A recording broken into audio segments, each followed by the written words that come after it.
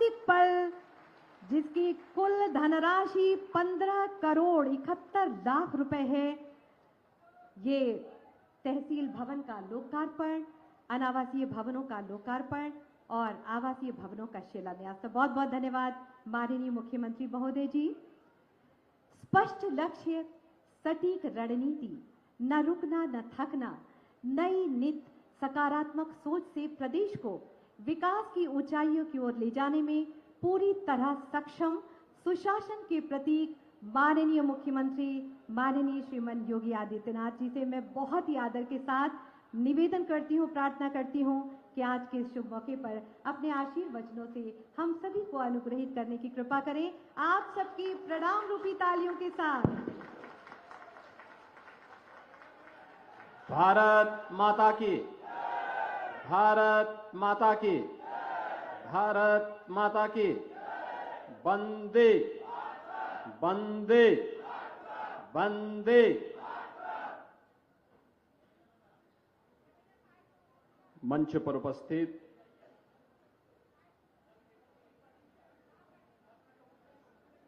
Bharatiya Janata party के प्रदेश के उपाध्यक्ष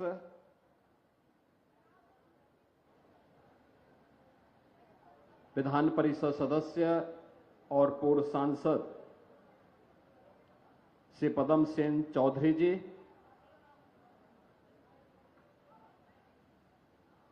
बलहा की लोकप्रिय विधायक श्रीमती सरोज सोनकर जी, माननीय विधायकगण श्री सुरेश्वर सिंह जी, श्री सुभाष त्रिपाठी जी, श्री रामनिवास वर्मा जी, अध्यक्ष जिला पंचायत बहराइच श्रीमती मंजू सिंह जी,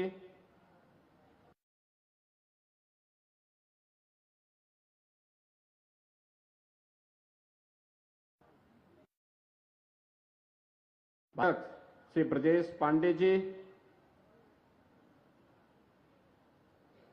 पूर्व मंत्री श्री मुकुट बिहारी वर्मा जी, पूर्व सांसद श्री अक्षयवल लाल गौड़ जी, सभी माननीय जनप्रतिनिधिगण, बहराइच से जुड़े हुए सभी उपस्थित बहनों और भाइयों,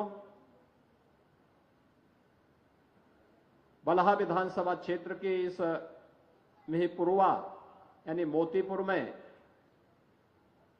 नई तहसील भवन के लोकार्पण और तहसील के अधिकारी और कर्मचारियों के लिए आवासीय भवन के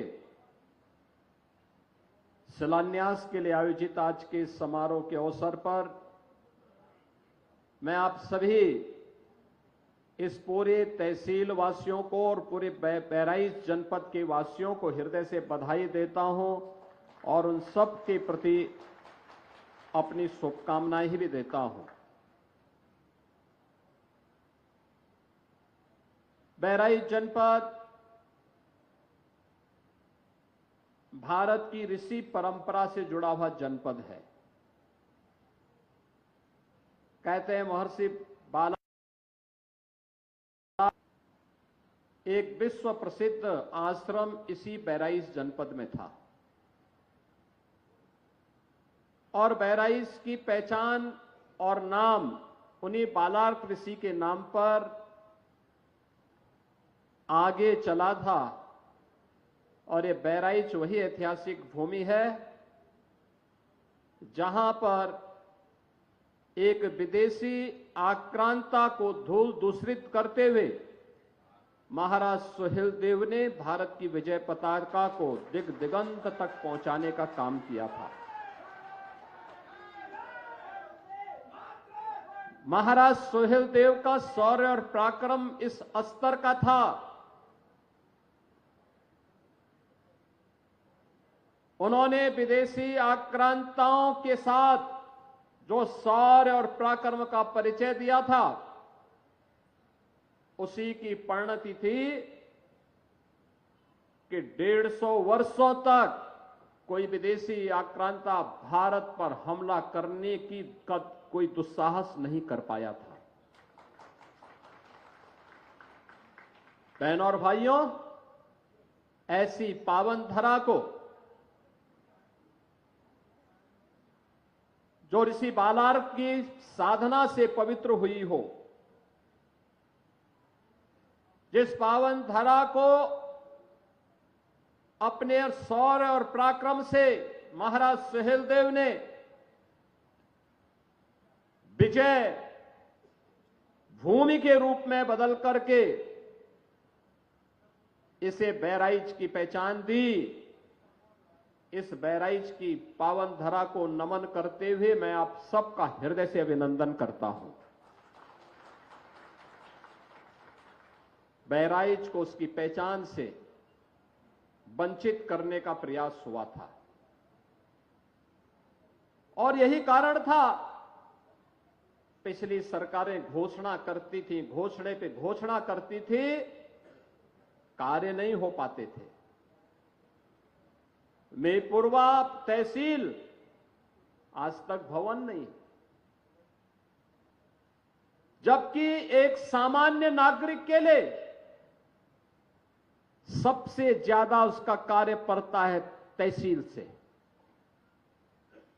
भूमि संबंधी रिकॉर्ड हो, उसके पैमाइश की कार्रवाई हो, वरासत की कार्रवाई हो, नामांतरण हो, बंटवारे का कार्य हो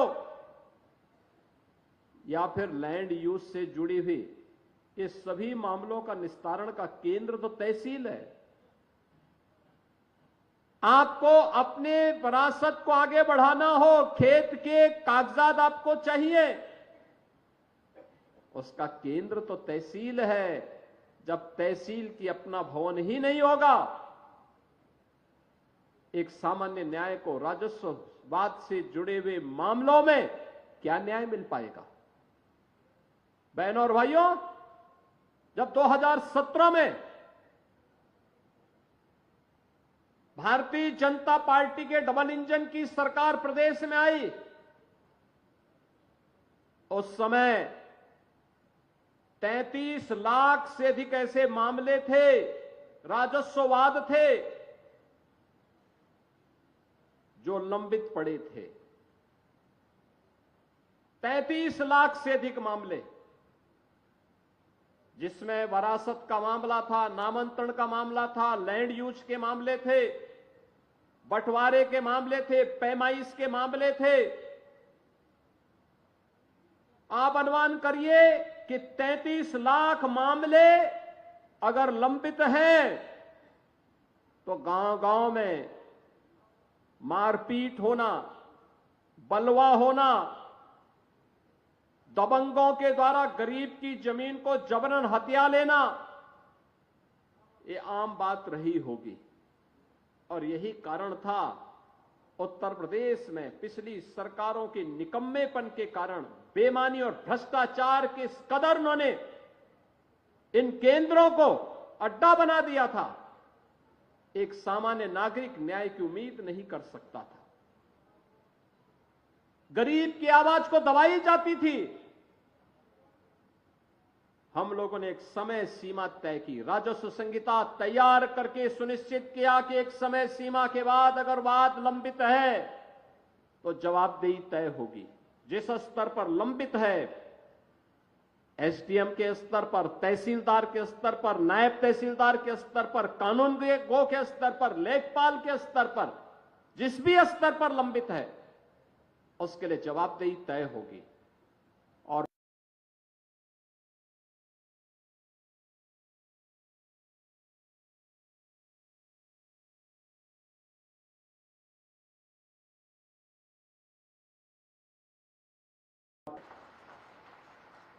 सरकार की कार्रवाई का परिणाम है कि एंटी भूमाफिया टास्क फोर्स के माध्यम से 64,000 एकड़ लैंड को अवैध काम भी किया गया। प्रदेश में निवेश आ रहा है, लेकिन अभी भी एक चैलेंज है हम लोगों के सामने। और चैलेंज वही, सरकार ने इसके लिए डबल इंजन की सरकार ने फिर इसमें और व्यवस्था की है कि गांव में ग्राम सचिवालय होगा। ग्राम सचिवालय में ऑप्टिकल फाइबर या वाईफाई की हम सुविधा देंगे और गांव में ही गांव के लोगों को बैंक की सुविधा भी देंगे। गांव में ही जन्म प्रमाण पत्र, मृत्यु प्रमाण पत्र, आय प्रमाण पत्र, जाति प्रमाण पत्र, निवास प्रमाण पत्र, ये सभी गांव में ही उसे उपलब्ध हो जाने चाहिए। ऑनलाइन ये सुविधा गांव में उन्हें प्राप्त हो। ज्यादातर ग्राम पंचायतों ने इस कार्य को आगे बढ़ाना प्रारंभ किया है। और दूसरा, लैंड रिकॉर्ड को डिजिटाइज करना। अब पैमाइश में मनमानापन नहीं चल सकता कि गरीब को थोड़ा सा घुमा दो तो एक गरीब का हक कोई मार ले। ये तो सारे के सारे हम सैटेलाइट के माध्यम से ऐसी व्यवस्था करेंगे कि 1 इंच लैंड भी किसी गरीब की मारी नहीं जाएगी।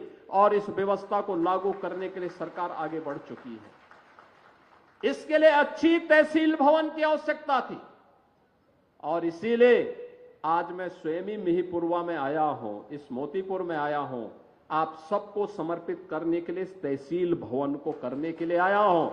अब ऐसा भी नहीं हो सकता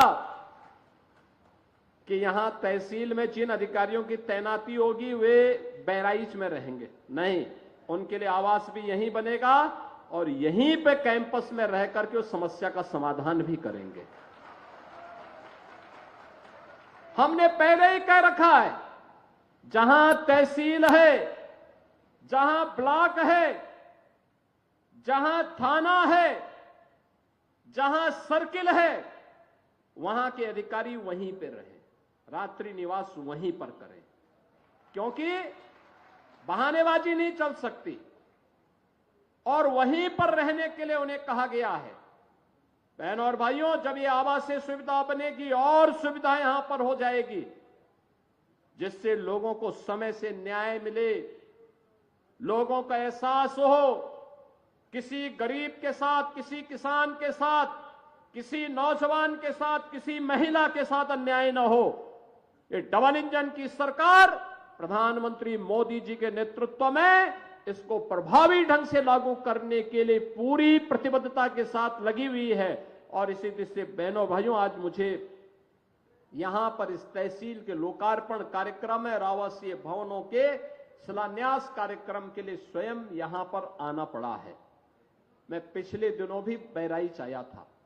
बरसात के बाद जब यहां पे भेड़िया के आतंक से लोग परेशान थे और मैं देख करके बहुत चौंका था। वो भेड़िया जो है यहां पे सामान्य दिनों में तो कोई नुकसान, अचानक यहां पर जनहानि करनी प्रारंभ कर दी थी। काफी बच्चों को उसने अपना शिकार बनाया था और अंततः पकड़ा गया। आखिर ये सब चीजें जो आ रही हैं, हम लोगों ने पहले ही मानव वन्य जीव संघर्ष को आपदा की श्रेणी में रख करके, यद्यपि किसी जनहानि की भरपाई नहीं हो सकती, लेकिन उस परिवार को मुआवजा मिल सके, मुआवजा देने के लिए ऐसे लोगों को हम लोगों ने पहले व्यवस्था कर दी है। और वह 5 लाख रुपए का हम तत्काल उन लोगों को आपदा राहत कोष से धनराशि भी उपलब्ध करवाते हैं जो लोग मानव वन्य जीव संघर्ष के शिकार होते हैं। अनंत संभावनाओं को समेटे हुआ यह बहराइच जनपद घाघरा और सरयू नदी के तट पर स्थित है। खेती उपजाऊ है, अत्यंत उर्वरा भूमि है, पर्याप्त वन संपदा है। कर्तनिया यहां पर एक वन्य जीव का अभ्यारण्य भी है, पर्यटन की अनंत संभावनाएं हैं। और अब तो बहराइच में उनका मेडिकल कॉलेज भी बन गया है और बहराइच में महाराज सुहेलदेव का विजय स्मारक भी बनकर के तैयार हो गया, जिसको कुछ ही दिनों में लोकार्पण की कार्रवाई संपादित होगी। बहनों और भाइयों, ये वही जनपद है जो पहले अव्यवस्था और अराजकता का शिकार हुआ करता था, आज बहराइच में कोई अव्यवस्था नहीं फैला सकता, कोई नहीं फैला सकता। आज उत्तर प्रदेश में आप देख रहे होंगे, महाकुंभ के इस भव्य आयोजन के बाद पूरी दुनिया उत्तर प्रदेश की तरफ कौतूहल की निगाहों से देख रही है। आपने अभी 2 दिन पहले देश की संसद में आदरणीय प्रधानमंत्री जी के द्वारा महाकुंभ पर दिए गए वक्तव्य को आप लोगों ने सुना होगा। प्रधानमंत्री जी ने भूरी भूरी प्रशंसा की है उत्तर प्रदेश वासियों की और महाकुंभ के आयोजन की। मानवता का इतना बड़ा आयोजन दुनिया में कहीं नहीं हुआ है, कोई नहीं कर सकता है। उत्तर प्रदेश में हुआ है। मां गंगा, मां यमुना, मां सरस्वती की त्रिवेणी के संगम में 66 करोड़ से अधिक लोग श्रद्धालु जनों का आगमन। ये भारत की महान सनातन संस्कृति की युग गाथा को अनंत काल तक गाने के लिए आने वाली पीढ़ी को विरासत के रूप में छोड़ चुकी है और उसी परंपरा का एहसास कराने के लिए आज मैं आपके पास आया हूं। आप सबसे कहने के लिए, एक तरफ एक भारत श्रेष्ठ भारत की परिकल्पना साकार हो रही है, पूरा देश एकजुट होकर के कार्य कर रहा है। उन स्थितियों में मैं सभी उत्तर प्रदेश वासियों से कहना चाहूंगा, जब भारत की सनातन संस्कृति और भारत की परंपरा का गुणगान दुनिया कर रही है, तब भारत के महापुरुषों के प्रति श्रद्धा और सम्मान का भाव हर नागरिक का दायित्व होना चाहिए। उन स्थितियों में किसी भी आक्रांता को महिमा मंडन नहीं करना चाहिए। आक्रांता का महिमा मंडन का मतलब देशद्रोह की नींव को पुख्ता करना, और स्वतंत्र भारत ऐसे किसी देशद्रोही को स्वीकार नहीं कर सकता है जो भारत के महापुरुषों को अपमानित करता हो, उन आक्रांताओं का महिमा मंडन करता हो, जिन आक्रांताओं ने भारत की सनातन संस्कृति को रौंदने का कार्य किया था, बहन बेटियों की इज्जत पर हाथ डालने का काम किया था, हमारी आस्था पर प्रहार किया था, उसे आज का ये नया भारत स्वीकार करने को कतई तैयार नहीं है। और इसीलिए मैं आपके कहने के लिए आया हूं, विकास की एक गाथा तभी आगे बढ़ सकती है जब हम अपनी विरासत को पूरे गौरव के साथ आगे बढ़ाने का काम कर रहे हैं। हमारी गौरव गाथा विरासत के साथ जुड़ती है, विरासत विकास के साथ जुड़ता है। विरासत और विकास की अद्भुत गाथा का ही एक नया रूप है बहराइच का, जहां मेडिकल कॉलेज भी बन गया है और साथ साथ हमने बहराइच का बाईपास भी स्वीकृत कर दिया है। बहराइच में एक नया बाईपास भी होगा।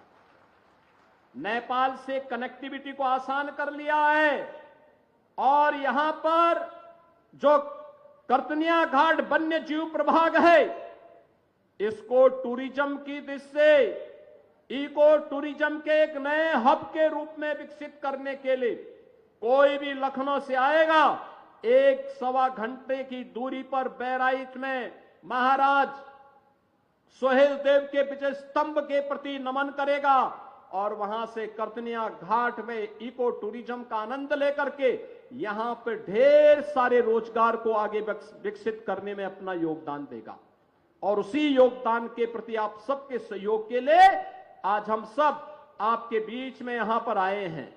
बहनों और भाइयों, आज आप देख रहे होंगे, ये वही जनपद है जिस जनपद की 2017 के पहले जो जनपद की यहां पे जो जीडीपी थी, वह इस जनपद की मात्र 6,934 करोड़ थी।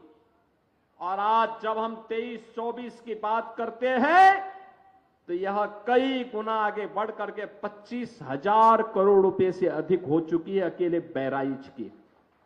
बहराइच में इस दौरान यहां पे निवेश के भी ढेर सारे प्रस्ताव आए हैं। बहराइच में निवेश हो, अब इसके लिए लोग आ रहे हैं। निवेश का मतलब रोजगार का सृजन, आगे बढ़ना। उस प्रकार की व्यवस्था को आगे बढ़ाना, और ये चीजें आज एक और सरकार तेजी के साथ आगे बढ़ाने का काम कर रही है। आज मुझे अभी गोंडा में बहराइच के युवाओं को भी हम लोग मुख्यमंत्री युवा उद्यमी योजना के अंतर्गत कई युवाओं को 5 लाख रुपए तक का ब्याज मुक्त ऋण उपलब्ध करवाने का कार्य करने जा रहे हैं, जिससे वह भी एक युवा उद्यमी के रूप में अपनी पहचान बना सके। और 25, 26 और 27 मार्च को जो 3 दिवसीय जनपद स्तर पर मेला लगेगा, इसमें बचे हुए युवाओं को जो भी युवा उद्यमी स्कीम का लाभ लेना चाहेगा, उसको भी ये पैसे की व्यवस्था उस दौरान बैंकर्स के माध्यम से मिलेगी, जिस पर जो भी ब्याज आएगा उसका भुगतान सरकार करेगी। और इसमें मार्जिन मनी की व्यवस्था भी सरकार करने जा रही है, जिससे नए नए उद्यमी हम विकसित कर सकें, बना सकें, आत्मनिर्भरता के लक्ष्य को आगे बढ़ा सकें। एक और जहां युवाओं को आत्मनिर्भरता के लक्ष्य को प्राप्त करने की दिशा में सरकार कदम बढ़ा रही है, बड़े निवेश को आमंत्रित कर रही है, वहीं दूसरी ओर मुझे बताते हुए प्रसन्नता है कि बहराइच जनपद में डबल इंजन सरकार ने 2,10,000 से अधिक गरीबों को एक एक आवास उपलब्ध करवाया है। प्रधानमंत्री आवास योजना में, मुख्यमंत्री आवास योजना में। इसके साथ ही 4,12,000 से अधिक गरीबों के घर में एक एक शौचालय बनाने का काम भी किया है। 1041 गांवों में सामुदायिक शौचालय का निर्माण भी किया है। और पूरे प्रदेश में 1,04,00,000 से अधिक गरीबों को हम लोग 12,000 रुपए सालाना पेंशन की सुविधा दे रहे हैं। और बहराइच में 66,200 से अधिक निराश्रित महिलाओं को, 1,29,000 से अधिक वृद्धजनों को और 20,000 से अधिक दिव्यांग जनों को 12,000 रुपए सालाना पेंशन की सुविधा का लाभ भी प्रदान किया जा रहा है। और मुझे बताते हुए प्रसन्नता है कि 52,800 से अधिक बेटियों को बहराइच में मुख्यमंत्री कन्या सुमंगला योजना का लाभ प्रदान किया जा रहा है। यानी बेटी के जन्म लेने से लेकर के बेटी के द्वारा स्नातक तक की पढ़ाई के लिए 25,000 रुपए सरकार उपलब्ध करवा रही है। बहनों और भाइयों, मुख्यमंत्री सामूहिक विवाह योजना, अब तक इस योजना में हम लोगों ने हजारों बेटियों की शादी बहराइच में की है। उत्तर प्रदेश में लगभग 4,57,000 से अधिक बेटियां इससे लाभान्वित हुई हैं। गरीब परिवार इससे लाभान्वित हुए हैं। हम अब तक राशि देते थे 51,000 और अब सरकार ने तय किया है 1 अप्रैल से जब नया वित्तीय वर्ष प्रारंभ होगा तो इस नए वित्तीय वर्ष में 51,000 की राशि को बढ़ा करके मुख्यमंत्री सामूहिक विवाह सरकार 1 लाख रुपए की सहायता देने जा रही है। सरकार गरीब हो, किसान हो, नौजवान हो, महिला हो, समाज के हर एक तबके को बिना भेदभाव के शासन की योजना के साथ जोड़ना चाहती है। और शासन की योजना जब बिना भेदभाव के सबको मिल रही है तो हमारे भी दायित्व बनता है कि हम भी विकास की इस प्रक्रिया का हिस्सा बने। उसी प्रक्रिया का हिस्सा बनाने के लिए आज मैं आपके बीच यहां पर आया हूं। मैं आप सबसे ये कहूंगा, याद रखना, विकास का कोई विकल्प नहीं हो सकता। और जो ये भवन बनाए जा रहे हैं, हमारा प्रयास है, भवन बन गया है, बहुत शीघ्र हम लोग यही व्यवस्था करने जा रहे हैं कि हर तहसील में फायर स्टेशन की स्थापना भी हो, जिससे गर्मियों में फसलों पर या गरीबों या किसी भी घर में किसी भी अन्य स्थल पर अग्निकांड की घटना से कोई जनधन की हानि न होने पाए। लगातार सरकार इस दिशा में प्रयास कर रही है। अच्छी कनेक्टिविटी हो, आवागमन आसान हो, सरकार इसके लिए पूरी प्रतिबद्धता के साथ कार्य कर रही है। और इसीलिए आज आपके बीच में मेरे यहां पर आया हूं। मैं इस अवसर पर एक बार फिर से मीरपुरवा की इस नई तहसील भवन के लोकार्पण के अवसर पर आप सभी को बधाई देता हूं। पूरे बलहा विधानसभा क्षेत्र और बहराइच के वासियों को बधाई देता हूं।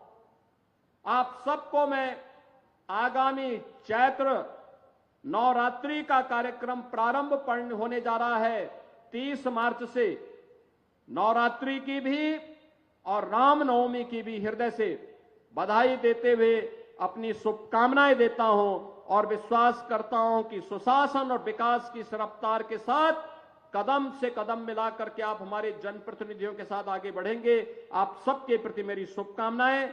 धन्यवाद। जय हिंद।